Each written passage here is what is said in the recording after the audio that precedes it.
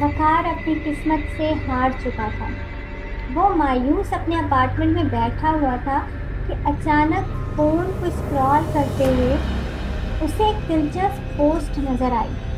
کامیابی کی چابی، کالا جادو، جس کے ذریعے وہ اپنی سوئی ہوئی قسمت کو جگا سکتا تھا۔ وہ بہت دلچسپی کے ساتھ یہ آرٹیکل پڑھنے لگا۔ اس میں مختلف طریقے بتائے گئے تھے کہ کس طرح راتوں رات امیر ہوا جا سکتا ہے۔ لیکن ایک پیراگراف جس پر وقار کی نظر جم سی گئی تھی، اس میں کالے جادو اور جنات کو بلانے کے بارے میں لکھا ہوا تھا۔ وہ اس آرٹیکل کی ضروری انسٹرکشن سیو کر لیتا ہے۔ اسے تو جلد از جلد امیر ہونا تھا۔ رات کو ہی ایک ویران عمارت میں جا کر وہ یہ عمل کرنے کی ساری تیاریاں مکمل کر چکا تھا۔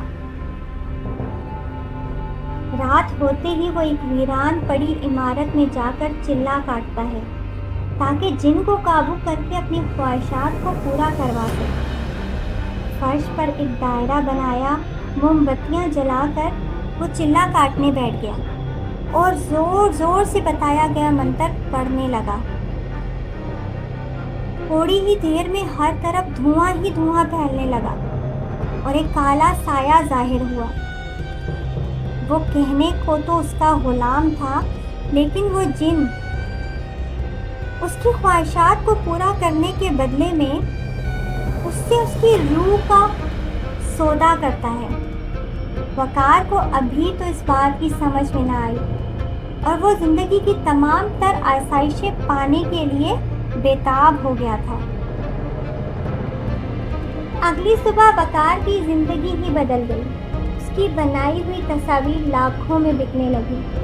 وہ ایک عالیشان اپارٹمنٹ میں شفٹ ہو گیا اور لگژری لائف جینے لگا۔ لیکن ہر رات وقار کے پاس وہ جن آتا اور اسے اس کا وعدہ یاد دلاتا۔ وہ خاموشی سے وقار کی نگرانی کرتا۔ وقار کو کامیابی کے ساتھ ساتھ ہر دن دل ہی دل میں ایک بے چینی سی محسوس ہوتی۔ کچھ مہینے اسی طرح گزر گئے۔ ایک رات وقار اپنے اپارٹمنٹ میں پینٹنگ بنانے میں مصروف تھا۔ جن ظاہر ہوا اور اس رات اس نے وقار سے کہا کہ اب وعدہ پورا کرنے کا وقت آ چکا ہے۔ وقار خوف زدہ ہو گیا۔ وہ اس سے مہلت مانگنے لگا، لیکن جن ٹس سے مس نہیں ہوا۔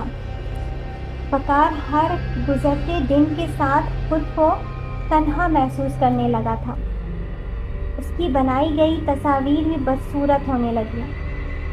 اس کا ذہنی سکون تباہ ہو گیا۔ وہ خود کو جن سے بچانے میں ناکام ہوتا جا رہا تھا۔ لیکن آخر کار جن آخری بار اس کے سامنے آیا۔ وقار نے اس کے سامنے اپنی ساری دولت رکھ دی، لیکن جن کو تو صرف وقار کی روح چاہیے تھی۔ جن نے مسکراتے ہوئے وقار سے کہا کہ یہ سودا تو پہلے ہی طے ہو چکا تھا۔ وقار نے آخر کار جن کے سامنے گھٹنے ٹیک ہی دیے۔ جن نے اپنا ہاتھ بڑھایا اور وقار کو اپنے ساتھ کہیں دور لے گیا۔ اس کہانی سے ہمیں یہ سبق ملتا ہے کہ کچھ سودے اتنی بھاری قیمت پر ہوتے ہیں کہ انہیں واپس لینا ممکن نہیں ہوتا۔ اگر آپ کو میری ویڈیوز اچھی لگتی ہیں تو please like, share, comment and subscribe my channel. Thank you.